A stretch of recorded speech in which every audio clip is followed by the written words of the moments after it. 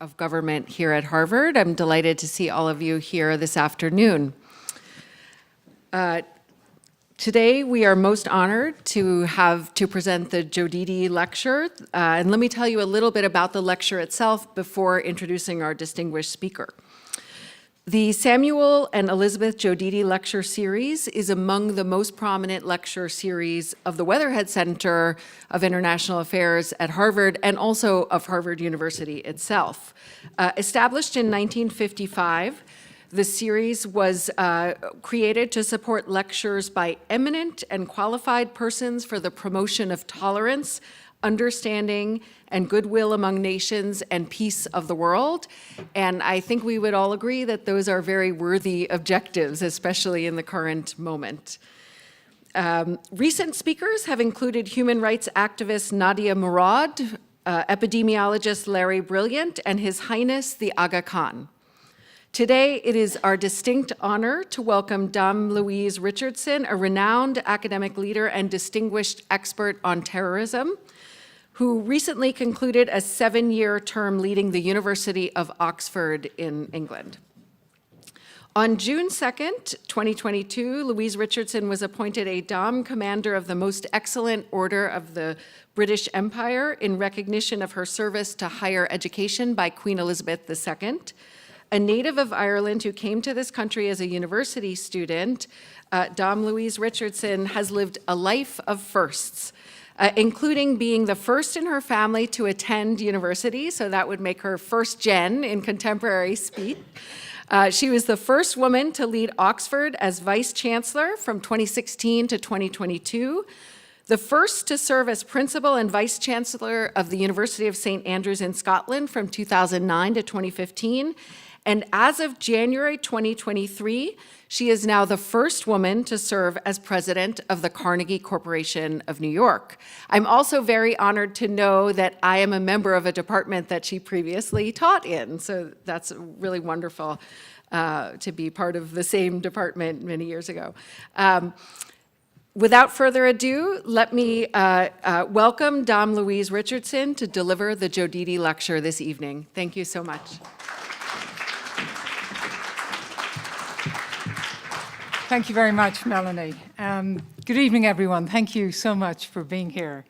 It's a real pleasure to be back at Harvard, and especially at the Weatherhead Center, where I was a graduate associate many, many years ago. And I'm honored looking around the room that people from my past have taken the trouble to come here. And I'd especially like to thank Bob Cohane for being here, but also for everything he's done over many years for the field of international relations, and particularly to advance the career of women in international relations.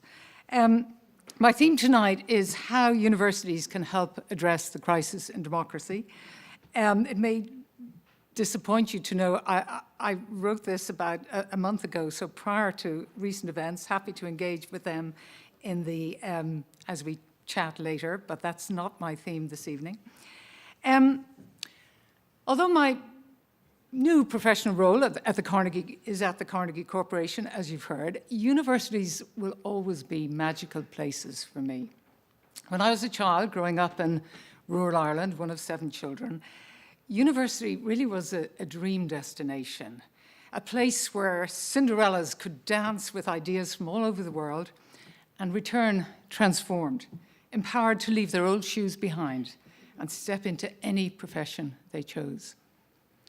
University offered me a ticket to a new world, a social sphere not defined by religion or region, family income, race, or gender, a world that held out a different model of belonging, an expanded vision of my own possibilities. It also offered a newly complex and safely disputable vision of national history, politics, international relations. I loved the way university made me doubt. It challenged my preconceptions. It robbed me of my certitudes. I arrived at university, schooled in a version of Irish history entirely at variance with the one I would encounter there, a worldview that attributed blame to Britain for all of Ireland's ills. The irony of this, in light of my subsequent career, is not lost on me. My education enabled me to make the journey from County Waterford to where I am now. And it's perhaps because of these beginnings that I tend to think of education as the solution to most problems. Before I begin, though, I'd like to invite you to answer a question in your own mind. What was it you learned at university that changed you the most? I'll come back to that at the end. Tonight, I'm going to consider the question of how universities can address the crisis in democracy. I'll be making various suggestions, but fundamentally, I'll keep coming back to the ideas of openness and mobility and transformation. Universities are, or should be, models of what participatory democracy looks like. They bring people together from all walks of life to learn, reflect, debate, and think through how we move forward together. They are places of encounter, social fora, as well as research institutes, labs, and libraries. The health of the university, in this sense, then, is already a major contributor to the democratic commons. I'd like, if I may, to plant an image in your mind. I think of universities as like rainforests in an overheated political landscape. They are vibrant, complex ecosystems that support diversity of thought, that can help clear the air of the toxic emissions of false rumor and support a cooler climate of reasoned debate. Just as we need to maintain rainforests to help biodiversity loss and climate change, I believe we need to maintain and support our universities to help fight democratic decline. But first, why is democracy declining, and what are the symptoms that we need to check when we pronounce it to be in failing health? When I speak of a crisis in democracy, I have in mind both the global decline in democratic governments and the national decline in democratic politics in the countries I know best. The heady days not so long ago when American presidents spoke of exporting democracy around the world are long gone. According to the VDEM Democracy Report of 2023, the advance in global levels of democracy made over the past 35 years have been wiped out. 72% of the world's population now live in autocracies. The report demonstrates that freedom of expression is deteriorating in 35 countries. Government censorship of the media is worsening in 47 countries. Government repression of civil society organizations is worsening in 37 countries, and the quality of elections is worsening in 30 countries. The Economist Democracy Index of 2020 recorded similar results, indeed the worst since the global score since the index was begun. So I think it's in this global context that we witness a decline of trust in politics, both in the UK and in the US. We've witnessed increasing inequality and increasing polarization with the erosion of norms of political accountability. I'll spend a little time considering these factors in turn, but of course they're linked problems that collectively undermine democratic structures, just as acid rain, increasing heat, and novel disease can undermine our trees. I've been very struck while living in the UK, but remaining closely connected to the US, at how the patterns of polarization have altered recently. Prior to the pandemic, political polarization was acute in both countries, as evidenced by the vote for President Trump and the vote for Brexit. But I think it has accelerated in the US and declined in the UK. And I attribute this difference, now this is a hunch, I can't prove it at all, but I attribute it to two institutions, the BBC and the NHS. Through the BBC, for all its failings, the country came together daily to hear the latest updates on the pandemic. The struggling NHS brought the country together too, through its rigorously fair distribution of vaccines and uniform treatment of the sick. Volunteers in their thousands came together to help the NHS help the public. There were no similar unifying institutions in this country. Now, in the UK in particular, one key factor in declining faith in democracy has been declining trust in politics and politicians. Sleaze and corruption scandals have abounded, such as the VIP lane, through which lucrative public contracts were handed to favoured private firms. Meanwhile, Partygate has clearly left a lasting bruise on public feeling and a sense of trust being abused. At the same time, honours are bestowed and official appointments made that are transparently matters of political favour rather than earned by public service or fitness for office. So one shouldn't be entirely surprised when the public start to detect something rancid on the greasy pole and disengage. In 2021, the IPPR report warned that the decline in political trust is undermining liberal democracy in the UK. The poll carried out by YouGov replicated the historic Gallup poll of 1944, which asked people across Britain whether they thought politicians were out for themselves, their party, or their country.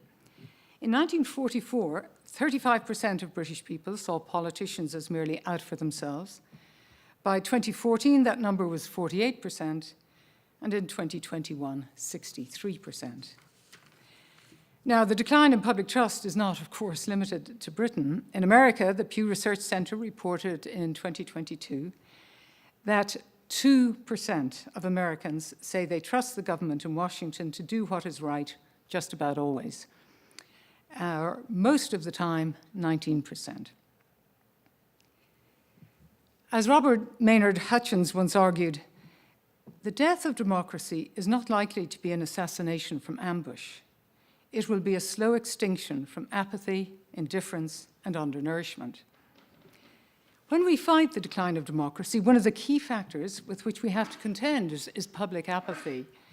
People tend to feel that they can change things. If they don't believe that government is anchored in public concern and committed to public good, they'll naturally turn to protecting only the people closest to them, seeking influence through private channels, or supporting anti-democratic charlatans claiming to speak for them. In the anger and mistrust that many feel about politics and the effectiveness of their vote or their voice in driving political action, there has been increasing polarization, with a visible move away from the centrist or bipartisan politics, and increasing normalization of what would once have been considered extreme positions. We've seen this with Le Pen in France, Meloni in Italy, the Vox Party in Spain, the Freedom Party in Austria, Law and Justice in Poland, pacification in Greece, and so on and so on. Recent electoral retreats for what were the outliers in Spain, Poland, and even the midterm elections here don't undermine the general trend of the extremes becoming mainstream. As Yeats wrote at the end of the First World War and on the outbreak of the Irish War of Independence, things fall apart. The centre cannot hold. The best lack all conviction, while the worst are filled with passionate intensity. This does not seem like an exaggerated description of American politics at the moment, where the polarization of political opinions have deteriorated into what's called affective polarization, where one actively dislikes those with whom one disagrees. As we know, what happens in the US reverberates around the rest of the world. In 2022, 2/3 of Americans believe that political divisions in their country had gotten worse since the beginning of 2021. More disturbingly, few saw things improving in the coming years. 62% expected an increase in political divisions. Now, while only 14% of Americans said that a civil war was very likely in the next decade, 43% said it was at least somewhat likely. Where people foresee a future of struggle rather than adventure, they will be less likely to invest in bridges and more likely to invest in fences, or worse, guns. US institutions survived badly weakened one Trump presidency. It is difficult to have confidence that they would survive another. My first initiative on becoming president of the Carnegie Corporation of New York has been to launch a Carnegie Fellows program in which we will select 30 scholars each year and support their research for 2 years as they conduct research on political polarization in the US and make recommendations to us on how it might be ameliorated. And we'll then use their ideas and insights to inform our future grant making. We badly need to rebuild the forces of cohesion and return to a politics in which people can listen, talk, negotiate across party political divides, and find common ground, even while respecting each other's differences. We're certainly not the only foundation trying to step into this yawning space. We have joined with a number of other foundations in 2 other collaborative initiatives, one to invest in local news and another to invest in local civic infrastructure in an effort to redress the collapse of the centre ground in local politics too. The background to this increasing polarization of political views is entrenched and deepening inequality in most Western democracies. In 1989 in Britain, a rich person had 6,000 times the wealth of the average person. Today, they have 18,000 times the wealth of the average person. In 1965, a typical corporate CEO earned about 20 times the salary of a typical worker. Guess what the ratio is today? It's 278 to 1. Today, the US ranks towards the bottom of industrialized countries in terms of social mobility. Young people in both the US and the UK feel the intense heat of the property market and the uncontrolled fire of global warming as threatening to scorch their life ambitions before they've even had a chance to bloom.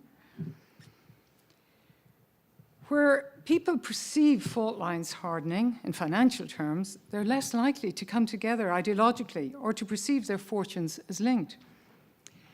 They may participate less often in democratic fora, both locally and nationally, whether it's joining a community board, a trade union, or voting in an election. The crisis in democracy is then underwritten by a growing sense that shared interests and mutual decision-making are less powerful than the actions and personalities of key players who hold the most valuable political cards and will play them according to rules of their own making. There are signs in more than one country that norms of accountability that once governed democratic processes are beginning to be eroded. Politicians and lawmakers withdrawing from long-established treaties and laws protecting human rights, seeking to strengthen their own hand and weakening that of anyone challenging them. Client journalism replacing open public interrogation of political policies by a free press and opposition parties. Often the picture that emerges reflects the fact that many democratic institutions, and we can't help thinking of the Electoral College or the Supreme Court here, were created in an earlier era and are now like tall ships creaking at the seams to navigate the 21st century reality of digital democracies. The US Supreme Court, for example, as you know, is tied to no formal code of ethics. It's above such petty limitations. Where once there were gentlemen's agreements in politics, there need to be better laws, protecting democratic rules and norms, limiting the power of individuals and cliques, regulating money in politics, and ensuring that all votes really do count. If not, democracy becomes a mere flag, flown by a ship that to many people seems rigged by pirates, to whom they have no connection and who do not have their best interests at heart. Now, what can universities really do in the face of this multifaceted crisis in democracy? Surely we are canoes before the rough seas of political power and the winds of global change. Well, my talk is now going to take a slightly less gloomy turn, which will probably relieve you. For I really do believe that universities have a greater ability than they realize to alter outcomes and secure positive change when it comes to our democracies and how they function. But it will require courage and determination, and wherever possible, a united response to external pressure in order to leverage the full power of the sector for good. One measure of universities' power is what is called the diploma divide. In the US, it has become clear that in addition to securing between 65 and 70% higher income, educational attainment is increasingly the best predictor of how Americans will vote. If an American has a college education, they are more likely to vote Democrat. Those without a college degree are more likely to vote Republican. Crucially, the more educated are also more likely to vote in the first place. They're also more likely to volunteer and to participate in civic society. Interestingly, exactly the same effect has been studied in both Britain and France, in both general elections and in the Brexit referendum in 2016.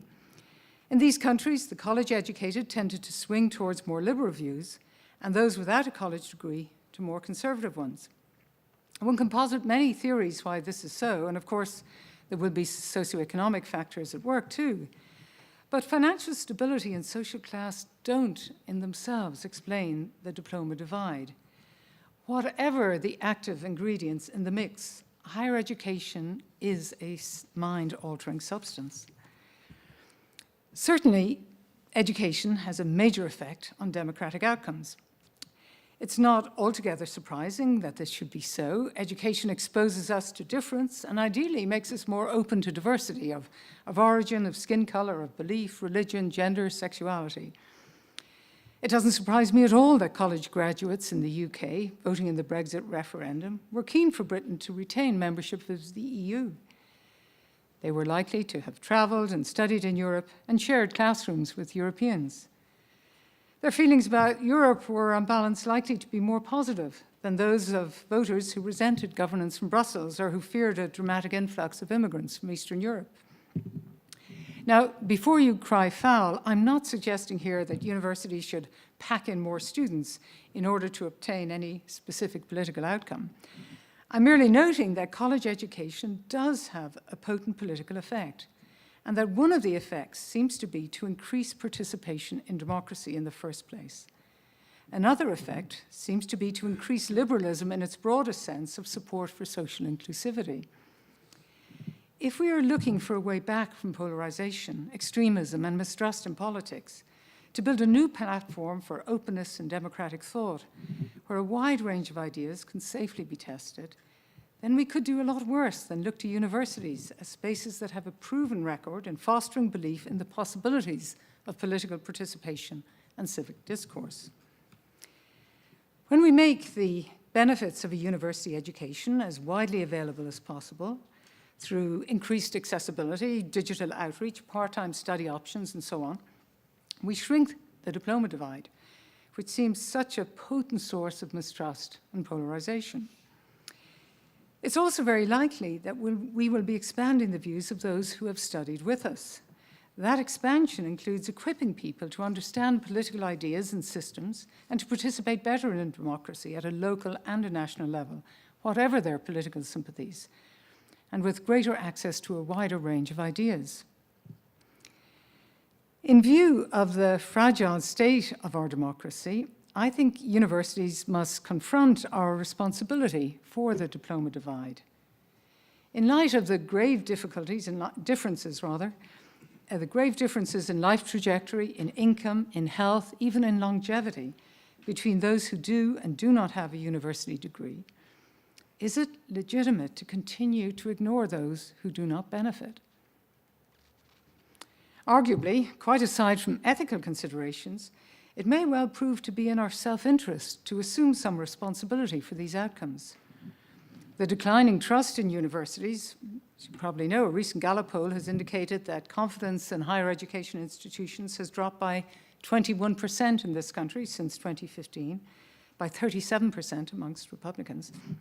This suggests that we could well be harmed by public policy playing to those who have not benefited from a university education and seeing themselves as subsidizing us.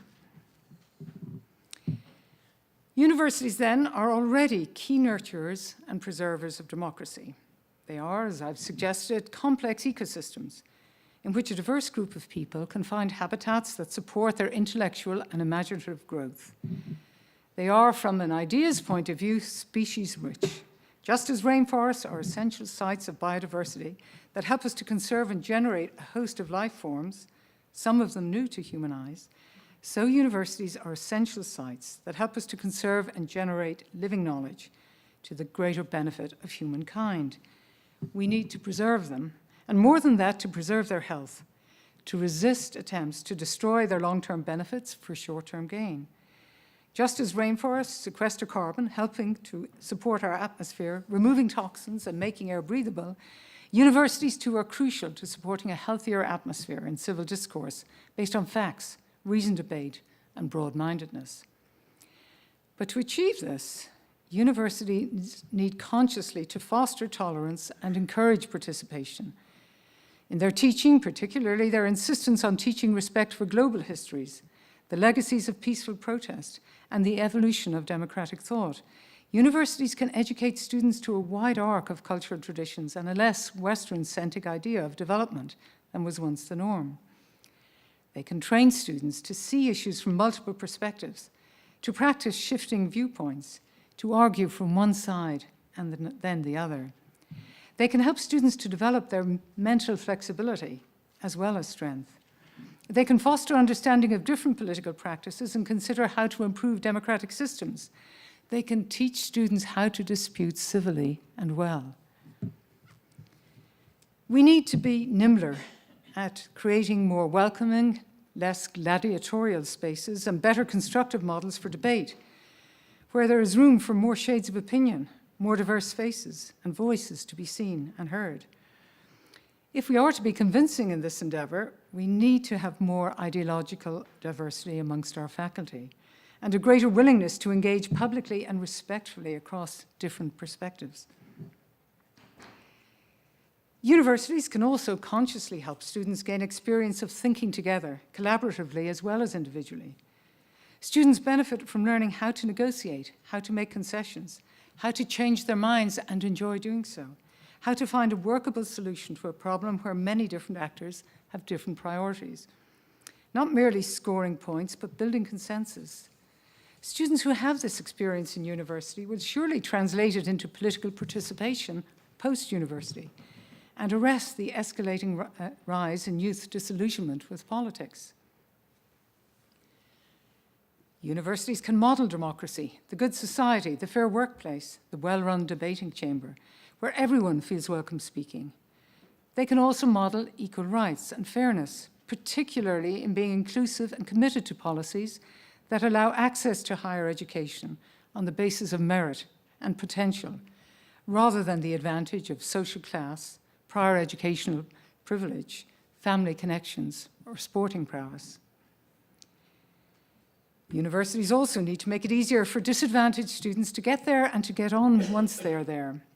We need to see this as an investment in democracy in its widest sense. It is part of how we keep our institutions and public spaces open, fair, and inclusive. If we want a more representative parliamentary democracy, or any kind of democracy, universities are a really good place to affirm equality of opportunity and help to create a more diverse cohort of leaders, managers, and voters. It goes without saying that universities as wealthy as this one are in a position to be extremely generous, but the numbers Harvard touches are relatively small. But the question is whether institutions like Harvard have responsibility to those beyond our gates. In addition to being accessible, universities also need to be safe.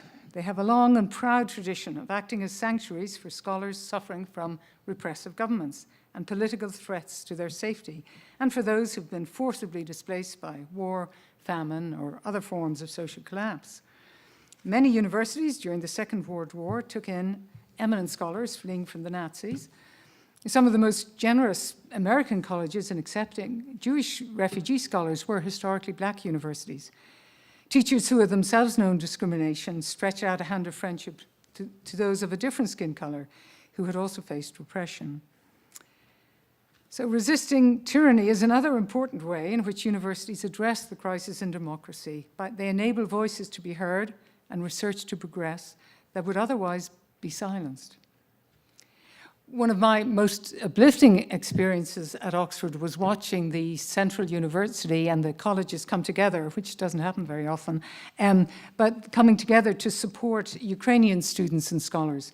We decided to offer up to 20 full scholarships to Ukrainian students, and we did this in the confident assumption that we'd get a handful of applications. We got over 800 applications, over 200 of them were qualified, and took 20 students. At Carnegie, we are supporting some programs, including one based here at Oxford, to help both Ukrainian and Russian scholars who are displaced by the war. Here, our efforts are focused on supporting scholars to remain in the region in order to facilitate their return post-conflict to rebuild their universities. And then freedom of speech. I believe that universities should be places where freedom of speech is practiced daily, where students and staff have the right to challenge one another intellectually in open forum and to offend one another. There are naturally well-established legal limits to all freedom of speech, and I'm not suggesting for a moment that we violate them, but I do believe that we should facilitate the expression of all legal speech. Surely it is better to hear an extreme view expressed openly and robustly challenged than for unpopular speakers to be cancelled before they can say a word, or for zealots of any hue to speak only behind closed doors to a loyal following. The British government, as you may know, has recently appointed a free speech czar to regulate universities. Personally, I find this difficult to see as anything other than a populist move in the culture wars and an effort to undermine the autonomy of universities. It comes from the very same government that gave us the Prevent legislation, which prohibits the expression of views antithetical to British values at British universities. I fear the UK government's commitment to freedom of speech, and they are very far from alone in this, is limited to speech with which they agree. Recently in Britain, free speech has become a weapon in the arsenal of the right against the left. But we must never allow freedom of speech to be owned by left or right. All universities, I believe, should see it as their mission to uphold it. It's also the privilege of universities to keep open channels of academic communication where international conflict or dispute mean that other forms of diplomacy are narrowed or closed. Never underestimate the power of universities to continue intellectual and social dialogue that benefits democracy and diplomatic relationships. Brexit, as you know, has threatened relationships between Britain and Europe in the worlds of commerce and politics. But British and American universities continue to exchange ideas, colleagues, students, fewer students, but still students, providing wildlife corridors that allow, I know you're getting fed up of this metaphor, but allow free movement and collaborative projects to thrive. It's imperative that they continue to do so. Major threats to future human peace and security transcend national borders, from climate change and biodiversity loss to invasive species, new diseases, microbial resistance to antibiotics, hostile developments in AI, warfare. We need the open knowledge sharing and the trusted partnerships that universities provide to respond quickly and effectively. As threats to peace and security are typically also threats to democratic function, universities could probably be regarded as circuit breakers for sudden global shocks.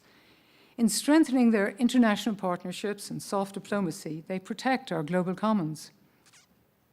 I tend to think that a good example of this is the COVID vaccine developed by Oxford University during the pandemic in collaboration with global partners in business and research, including the British-Swedish company AstraZeneca, research centres in Kenya and Thailand, testing centres in South Africa and Brazil, and manufacturing centres in India.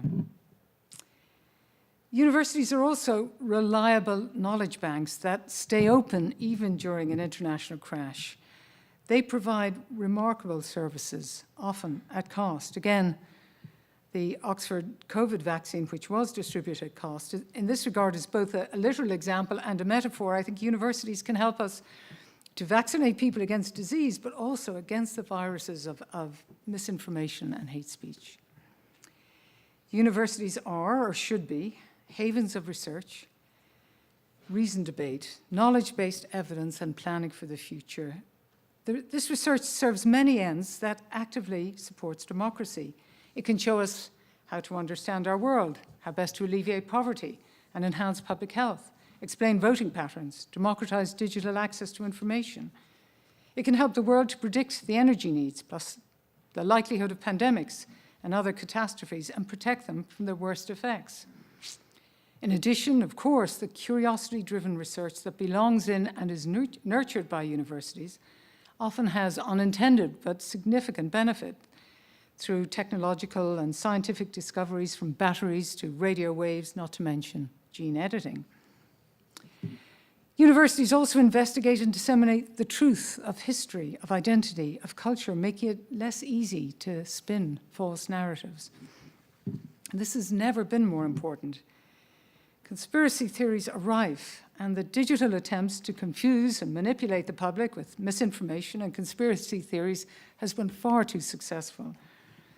We've all read reports of the percentage of the American and British population who believe things we know to be fanciful, such as that COVID was a hoax. The pernicious and widespread effect of this toxic rumor mongering via social media includes fanning climate change denial and, equally worrying, spreading the message apparently believed by 1 in 7 British people and 1 in 5 Americans that violence is a fair response to these government conspiracies. These days, investigative journalism is underfunded, and media control is in too few hands. In many countries, journalists fear for their lives when they report on politically contentious issues. Even in the heart of Europe, it is possible for journalists to be murdered in cold blood. Journalism is further undermined when important stories, such as those about the climate crisis, simply don't run because they are blocked by editors as too risky, too downbeat, or too offensive to powerful patrons. At Carnegie, we have a program called Bridging the Gap, through which we fund the policy-relevant work of academics in an effort to ensure that public policy will be informed by the best academic work available.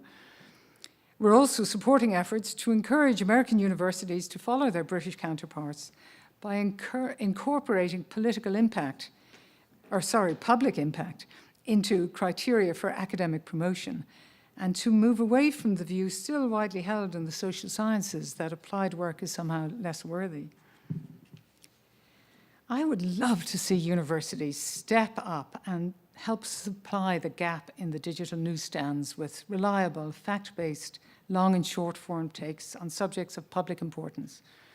We need to get better at communicating our research on climate, on science, on new technologies to a wider public readership, not just in journal articles, but in accessible digests and thought pieces. It goes without saying that to be credible, this has to be objective and evidence-based. You can imagine funded research fellowships and partnerships with trusted journalists where evidence is properly peer-reviewed, for example. Universities have been in the habit of using their communications teams largely to disseminate information about their own achievements. Prizes won, goals met, gifts received, buildings opened. Nothing wrong with that, of course. But what if we regarded our media potential differently and became, instead of self-advertisers, trusted advisors, whose readers turn to them for weekly information? Without a party political agenda or audience numbers to keep up, we can become staunch bastions of truth, holding the eroding line of balance and accountability, preventing the flood of misinformation from overwhelming the digital commons. So these issues I've discussed together constitute a crisis in democracy and clearly are a great deal more than universities alone can tackle. But I persist in believing that we have a key role to play, as there is everything to play for. To return to Hutchins' quote, "The death of democracy is not likely to be assassination from ambush, but a slow extinction from apathy, indifference, and undernourishment." In a way, this is actually quite empowering. The more we care, the less likely that extinction becomes.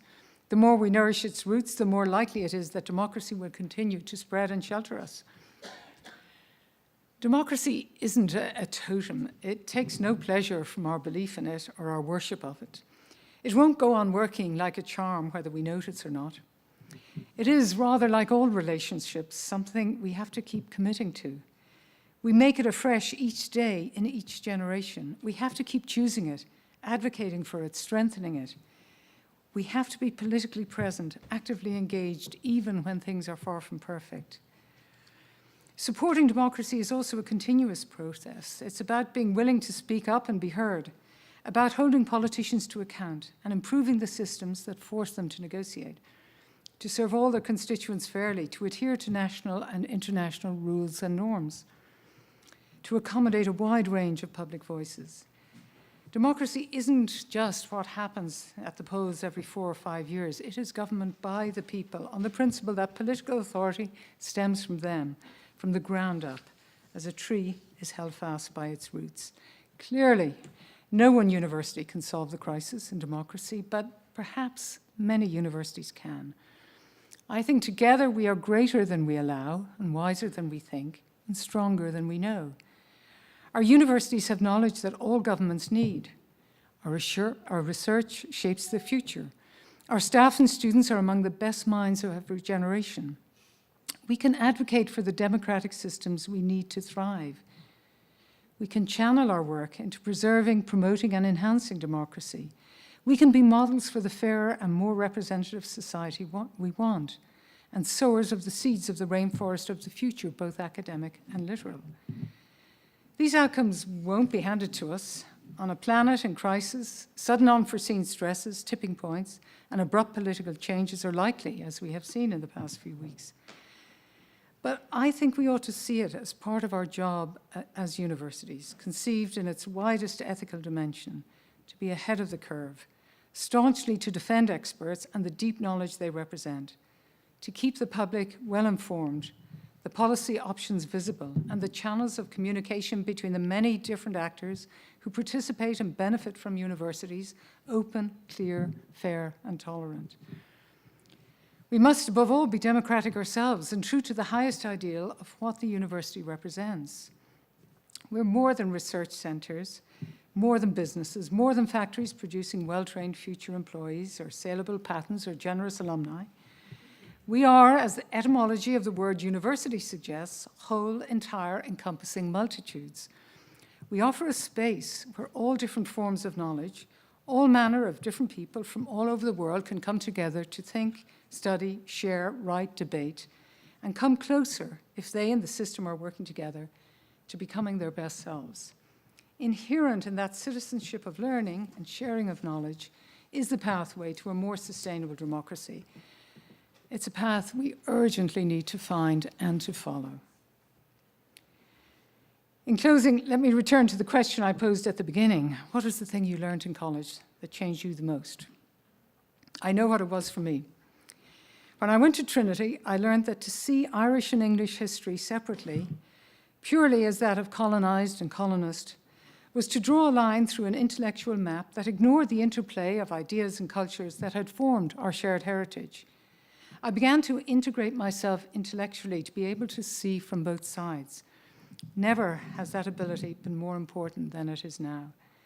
At a time of international conflict, where ideological battle lines are drawn, the spectre of global shortages hovers over the future, extreme nationalism and resistance to freedom of movement is growing, higher education and the literal and figurative mobility it enhances is crucial to a more hopeful, broader sense of belonging, a curiosity about other languages, other histories, other cultures.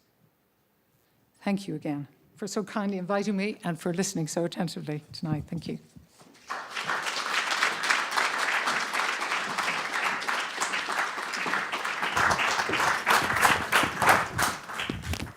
Thank you so much. Hard to believe you, as you said at the opening, you wrote that a month ago.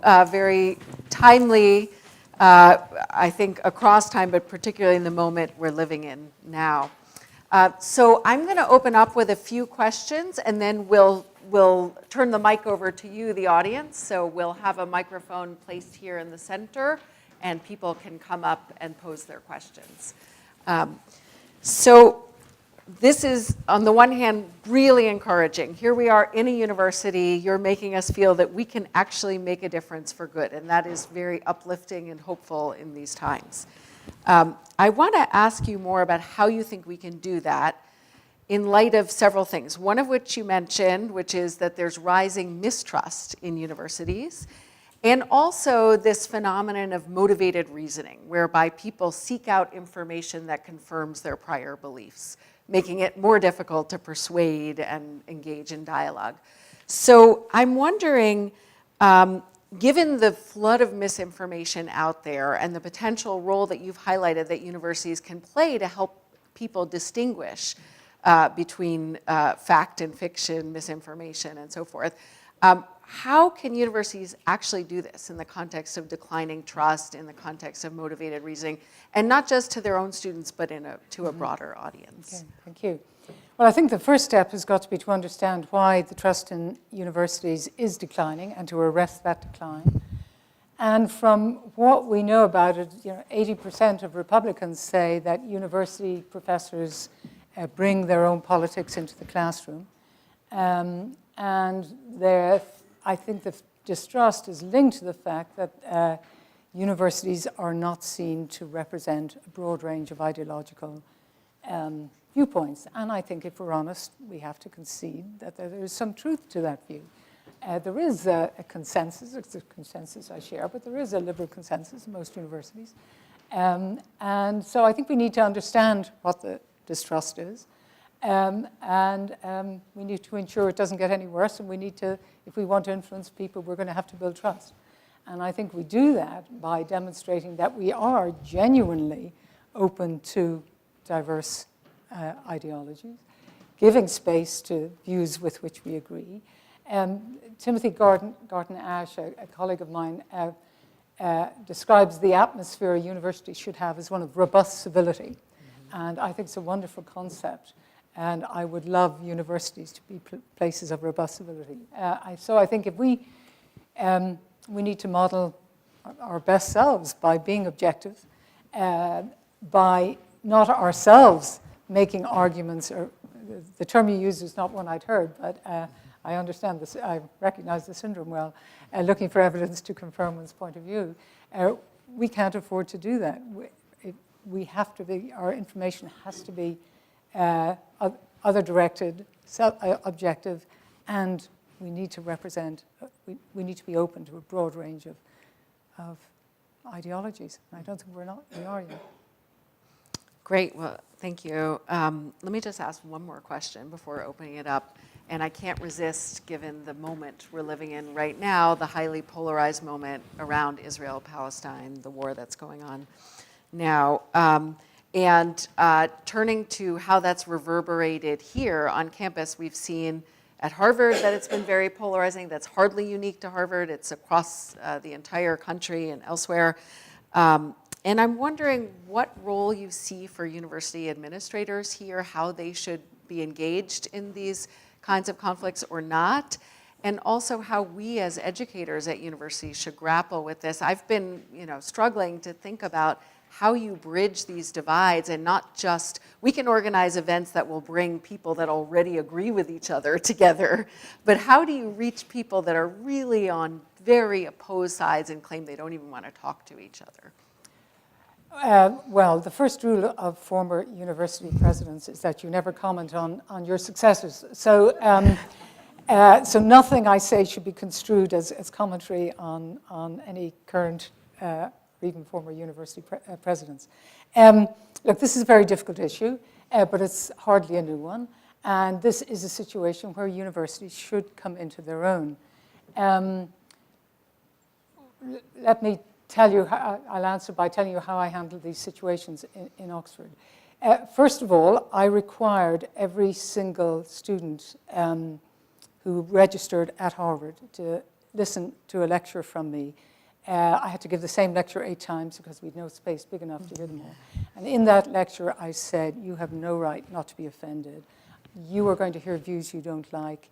This is a university where your job is to understand where those views come from. Think about where they come from. Think about why you disagree.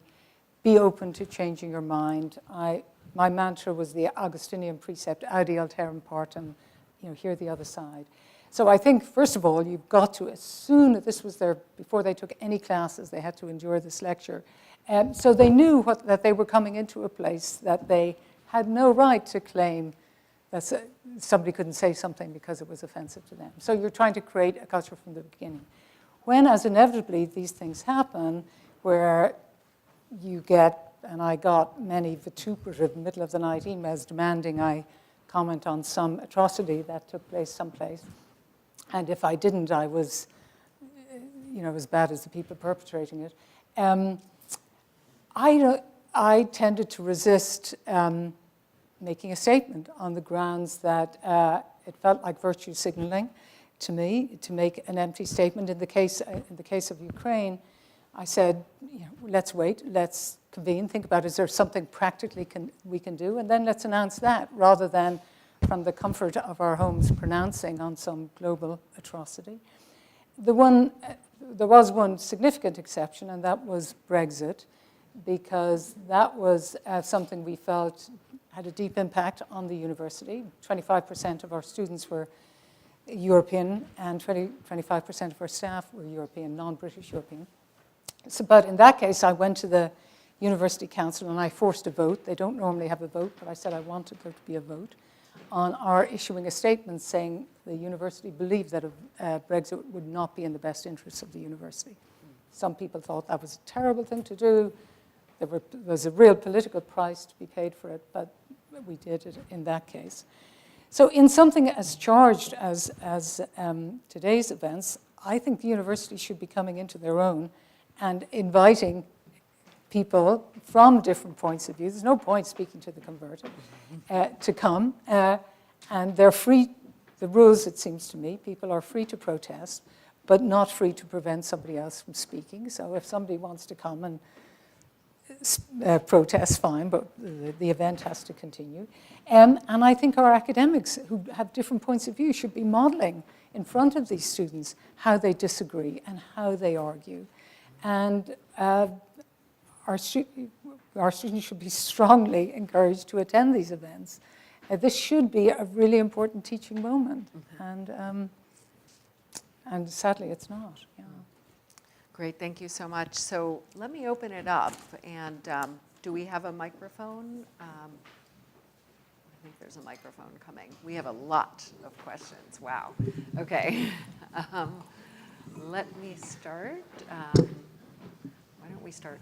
Kim, would you like to?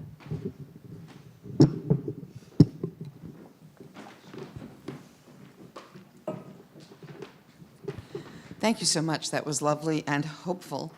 I study parts of the world that, I'm Kim Shepley, by the way, normally at Princeton, and delighted to be here with Weatherhead. I study parts of the world where universities themselves are under attack.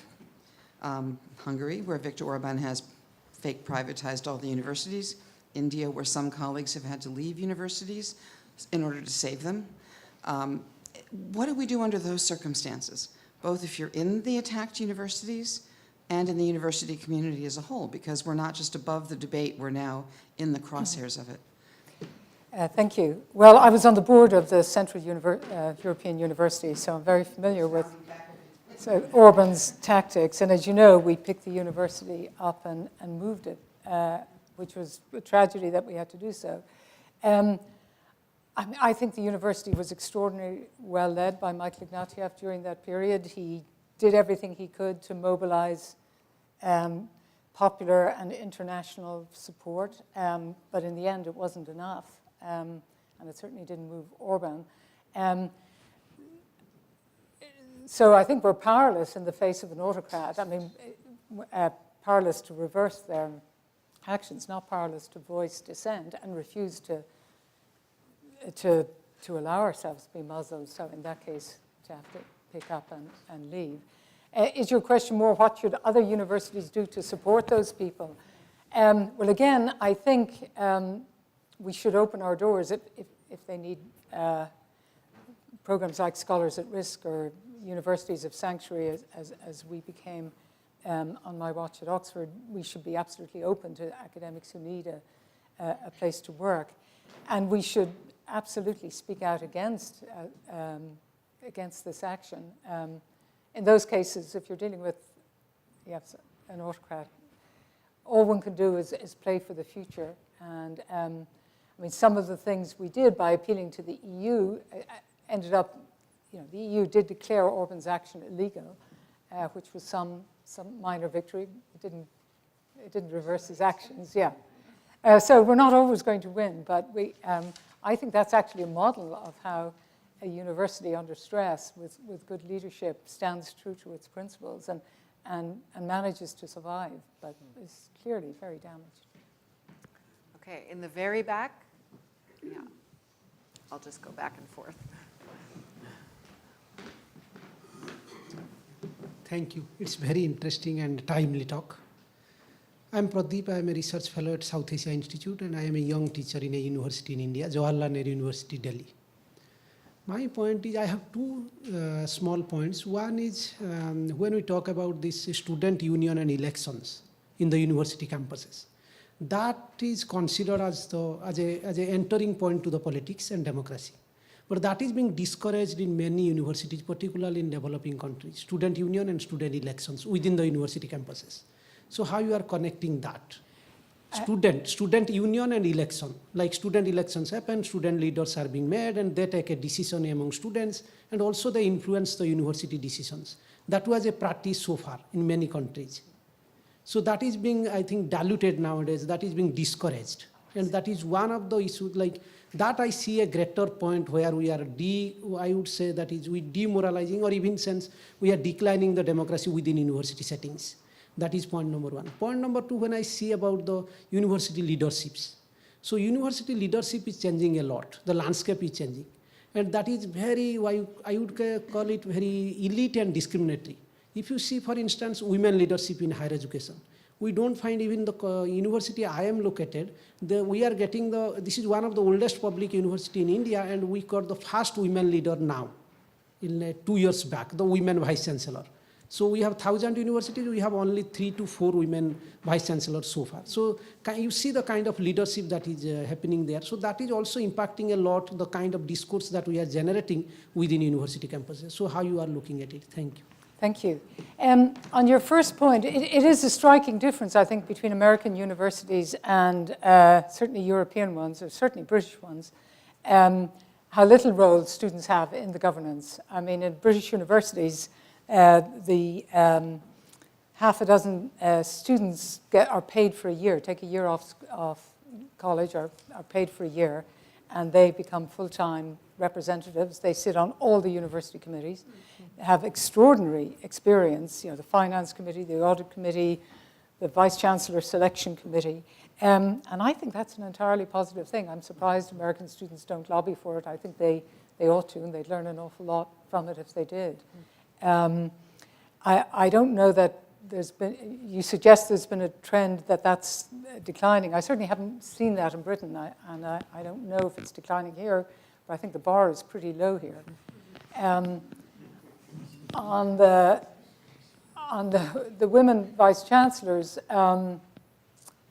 what can I say? I mean, it took Oxford almost 1,000 years to appoint one, so not in a position to say anything about their paucity in India. Look, I think this reflects broader societal norms. I think that, as with all things to do with women, we've come a long way. The pace is slower than any of us imagined it would be. Certainly, people who were present when women started attending university at mass levels in the 70s. The trajectory is clear. The pace is slow. As you have detected, am an optimist, so I think I like to celebrate the things we've achieved rather than bemoan the things we haven't. But I think change is occurring. It'll occur, I hope, in India too. I can't really say much more than that, but it has been slow in coming. Great. Michelle?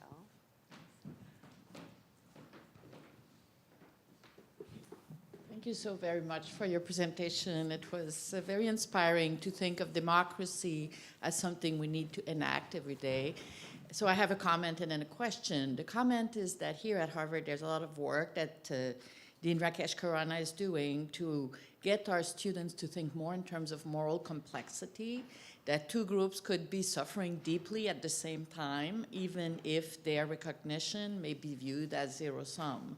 So moving students with these tools are the notion of ethical democracy, I think, which means that really learning to understand how people come to have the experience they have, as opposed to thinking, what are the 5 things that we should do now? The issue of understanding as a pedagogical tool is so crucial. But my question to you, as someone who taught IR here for many years, I really am curious about what your experience as an IR scholar, how it has influenced your thinking about the current challenges now. Interesting. On your first point, as you were speaking, I was thinking, gosh,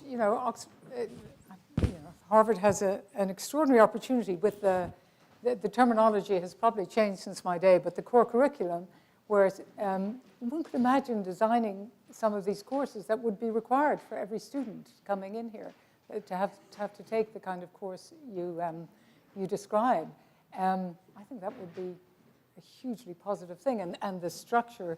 Unlike in British universities, where I just had to require people to listen to this lecture completely outside any, because they had to register. So,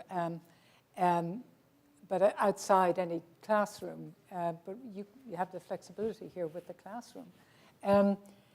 So, as to my studying IR, well, where do I begin? Really, I studied terrorist movements and I have particular interest in political violence and how people manage to have a bigger impact than any objective assessment of their capabilities would warrant. And so until I came to Oxford, I'd always run small institutions. I worked at Radcliffe, St. Andrews, always small institutions, and learned a lot from how small organizations manage to have an outsized impact. In fact, Paul Cohen wrote an article many years ago called "The Big Influence of Small Allies," as I recall, which I remember reading in this context. The other aspect of IR is, I think, especially if you're a student of American foreign policy, which is a course I used to teach here, it is such an asset to train yourself to try to understand how American policy is perceived at the recipient end. I think there is a tendency in this country across a whole range of areas to assume the purity of our motives are self-evident, and if somebody doesn't perceive them, they are somehow malign. And the perspective from the other side can be very, very different. I mean, I had a very interesting experience this summer. I was asked by the Irish government to chair a commission on the future of Irish international security policy. And the government wanted this to be, wanted to use it to educate the public as well.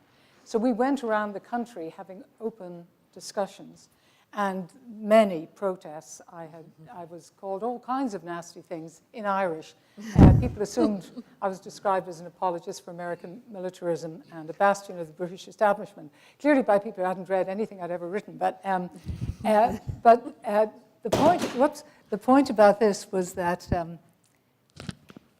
I was so struck by the negative views of American foreign policy, even in a country as much of an ally as the US. And so I think my main lesson is just the imperative of trying, which feeds into the other conversation, trying to understand how power is perceived by those who are less powerful. Mm-hmm. Okay. Yes.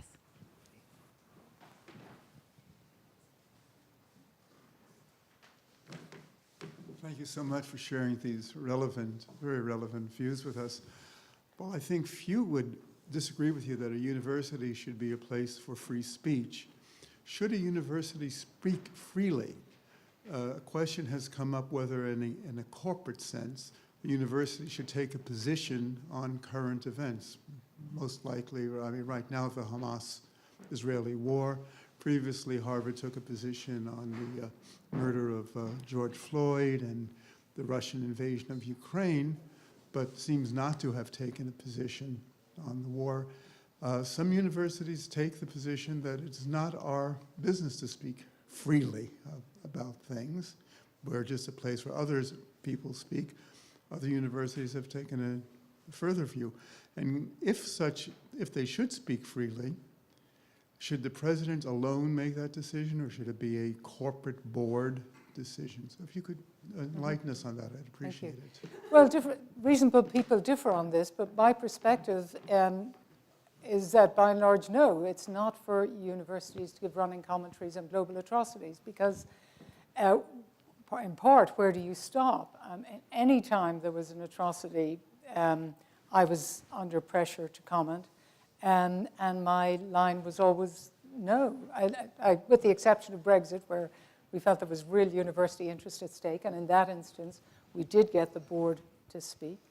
So by and large, I think it's very difficult for a university to hold a consistent position. I mean, atrocities are taking place on a daily basis in Africa that never get commentary. Are we thereby assuming that those African lives that are being shattered are less valuable than lives of people who live closer to us? I was under enormous pressure to comment at the time that somebody shot up a gay nightclub in the US and accused of homophobia because I wasn't prepared to do it. And it just seemed to me that this was something that happened in another country, a ghastly atrocity. But it was not for me to comment on it. So no, I think individual faculty, I hope, will absolutely be free to say whatever they like. But unless the interests of the institution are deeply involved in some way, as I would say I did speak on the independence referendum in Scotland as well, which I felt have been deeply damaging to the university. But again, and because universities were under pressure not to speak. So you can establish criteria. If the university's interests are somehow very concretely at stake. But what universities need to do is ensure that their faculty and students and everybody else are free to say whatever they like, but not the institution as a corporate entity unless their interests are so clearly involved. Yes.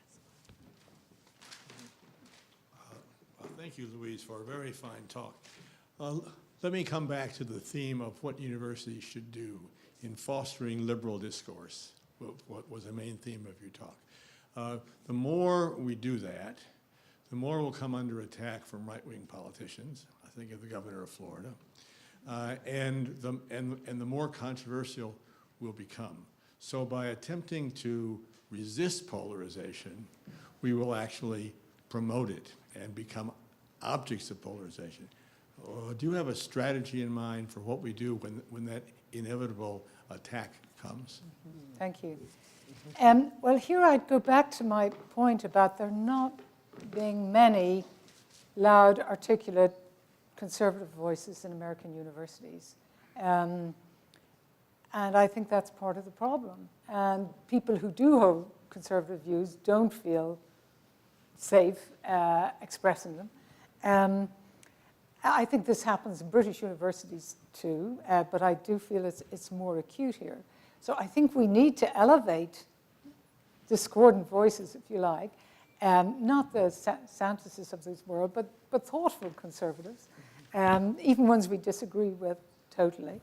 I mean, in Oxford, there was a case you may know of Nigel Biggar, a historian, very conservative historian, has written in defense of empire. Hugely controversial. Many of his colleagues, good liberal colleagues, wanted to shut him down.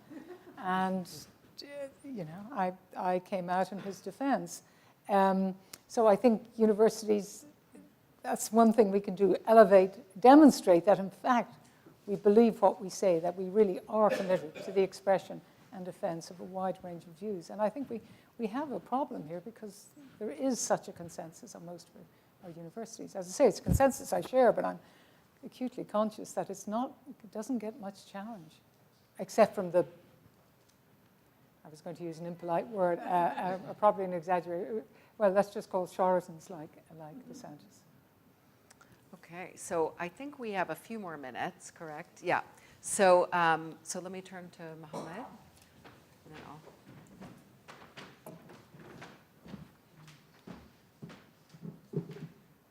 Thank you so much for the insightful comments. I was wondering, what do you think is the limitation of universities in fighting misinformation? Because within a polarized society, I think provocative ideas or misinformation are more appealing. And in that case, to what extent can well-reasoned arguments could really be heard by those who are affected by provocative reasoning or by misinformation?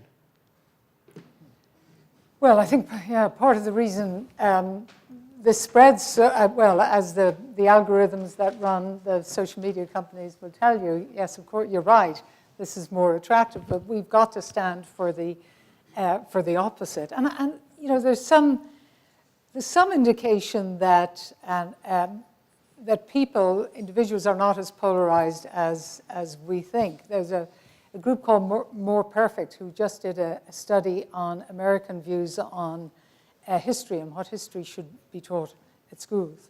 And it turned out that there was an enormous consensus around the center, but there was about 7% at each extreme who were the irreconcilables, if you like. But what was so evident amongst those in the center was and huge convergence around the center. Most people felt that it was appropriate to teach critical race theory, it was appropriate to teach about abortion, you know, all of these sensitive issues.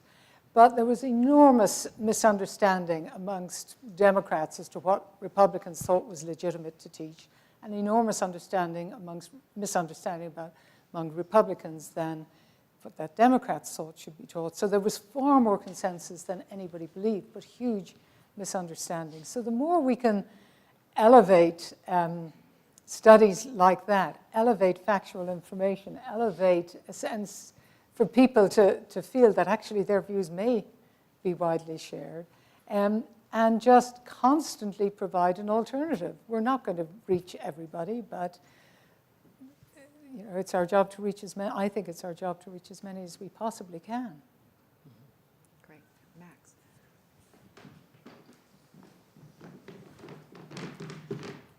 Hi, thank you for the lecture. My question is, you mentioned briefly the implications for a potential second Trump presidency on democracy. So how would you potentially reason with somebody who thinks Trump could get a second bid or even get elected when January 6th, or he's currently indicted for meddling in the election, which both are directly opposing democracy. So how would you argue with somebody who, at the same time, paradoxically, in their ideology, continually harkens back to early American ideals of democracy, of the founding fathers? How do you argue with somebody who kind of doesn't understand that mismatch between the two things that they are representing? Well, I think with any argument with somebody with whom you disagree, you first try and understand what's if their position seems hard to fathom, you want to understand where it came from. So you ask lots of questions to figure out why they feel what they do, and you present them with counter-arguments. But I think if you do this in a respectful way, that you're not trying to score points, that you're not trying to win the argument, you're just trying to sow doubt in their minds about the position that they hold, and encourage them to change it, and demonstrate that you're willing to shift your position too. There's nothing that gets, don't treat this as a zero-sum game. That's the case in any argument, I think. Try to understand where somebody's coming from and take it from there. And do it in a respectful, friendly way. Yes. You. So, as everyone was speaking, I had this thought as a former competitive debater. So, as you said a few minutes before, any argument, it needs to come, any conversation about a disagreement needs to come to a place from understanding. So, debate not only asks that we understand the other side, it also, puts the pressure upon the individual to argue for the other side.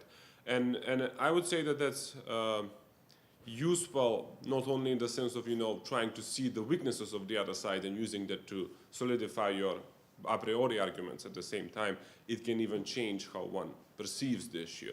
So to turn this comment into a question, I would ask is, do you think debate as a useful strategy, or maybe having a course in debate is a useful strategy for universities to indulge students in different arguments and to put it bluntly, force them to argue for something that they disagree with. And then my second question that ties back to this, although I feel I know the answer, is have universities done enough to promote intellectual diversity as they have done to promote these other types and aspects of diversity? Thank you. Well, on your latter point, no is my answer, as you probably picked up from my other comments. On debate, well, there are various different ways of doing debate, so various different cultures of debate, which I didn't realize until I came to this country. And I have spoken to the Oxford Union and entreated with them to adopt a less gladiatorial approach to debating without any success. But yes, your point about encouraging people to argue from the other side, I think that's a very healthy thing to do. And again, I think Professor Lamont's course that I'm now imagining constructing in the core curriculum, this might be a part of, or essential part of it, would be having people try to argue from the other's point of view. I mean, there are various debaters, one for Model UN, I think, and so on. There are various mechanisms which do this. I think it's a very healthy approach.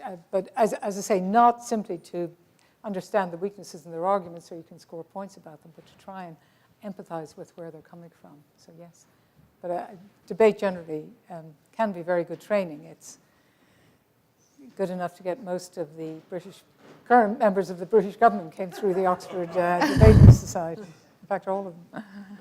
Well, that's great. You're giving me ideas for assignments for my course next semester. So yes, Donna.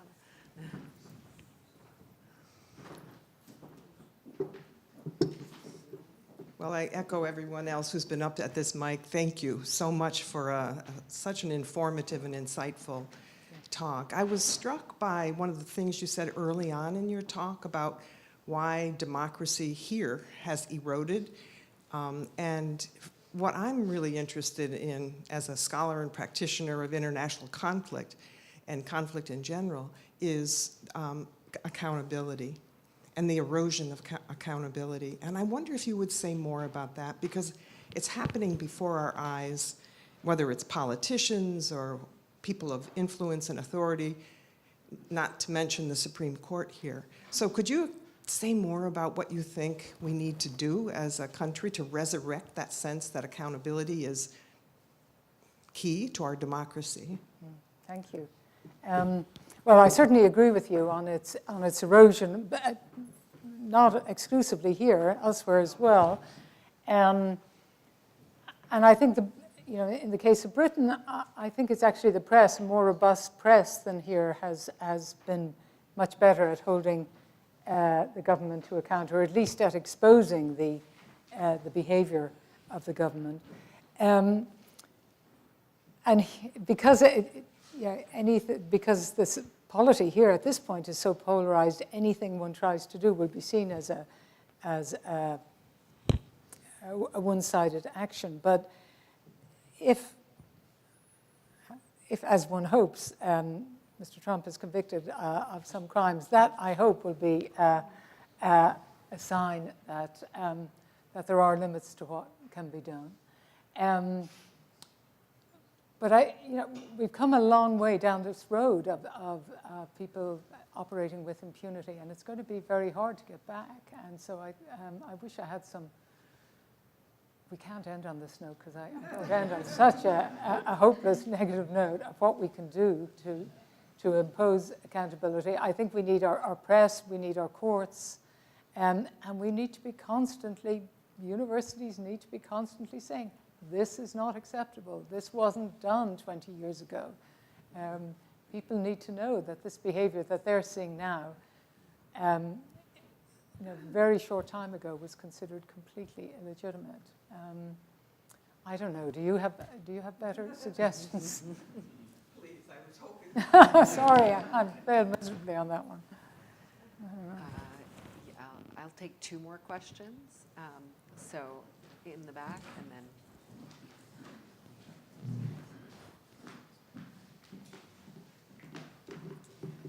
thank you for such an interesting speech, and also thank you for putting into practice so much of what you spoke about today at Oxford. I had a particular admiration for a lot of the resistance you showed towards the Chinese government when you were leading Oxford. My question is about how we can reconcile this idea that you spoke very eloquently about the transformative impact of an education at a place like Harvard or at Oxford with universities' admission procedures, because we see, you gave a lot of evidence that going to a good university can make you far more engaged with civic society, and yet universities seem to go to quite extensive length to keep out the vast majority of people that want access to these opportunities. So I'd give the example, for example, of the college here, that demand for undergraduate education at Harvard has ballooned, and yet the size of the undergraduate cohort at Harvard has stayed roughly the same since the university was founded. How do we reconcile these ideas that how do we reconcile these ideas between the benefit of a university education and very restrictive admissions procedures? Okay. Thank you. Well, I think there was some muttering, because I don't think it's entirely fair to say there were always 1,600 freshmen admitted, but you're quite right that there have been 1,600 for, I have no idea how long, but certainly decades. And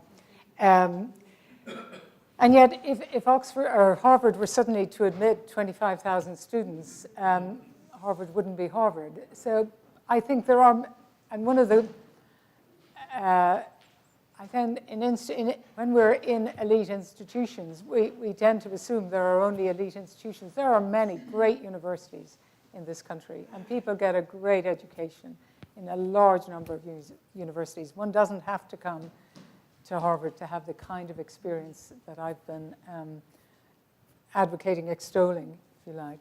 And so, I don't think there's an argument for growth necessarily. I just think I think our societies get too fixated on a handful of universities, and there are vast numbers providing wonderful educations. Okay, so one last question from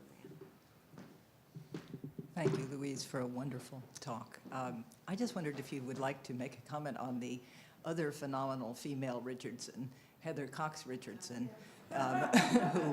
who I read every day that she publishes, and I find her quite an extraordinary phenomenon in America. So just wondered what you... Well, I can tell you a funny story about Heather Cox Richardson. She was a freshman proctor when I was, and her now husband called me up one night and to ask me to go out to the movies. And I said, no, I had work to do, I couldn't. And he said, do you know this new proctor, Heather Richardson? Because I called her by mistake, calling you. And I said, no. And he said, well, do you think I should call her? Maybe she'd go to the movie. So I said, go ahead, I've got too much work to do.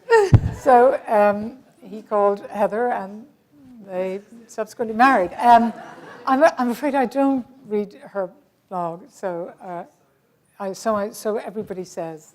And they then moved to about a house we looked at about 200 yards away from us in Winchester. So, but sadly, I don't. I'm afraid I can't comment.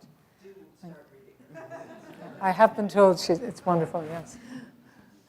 Wonderful. Well, I think we are out of time, but it has been a real honor to host you and to have you deliver the Jodidi lecture.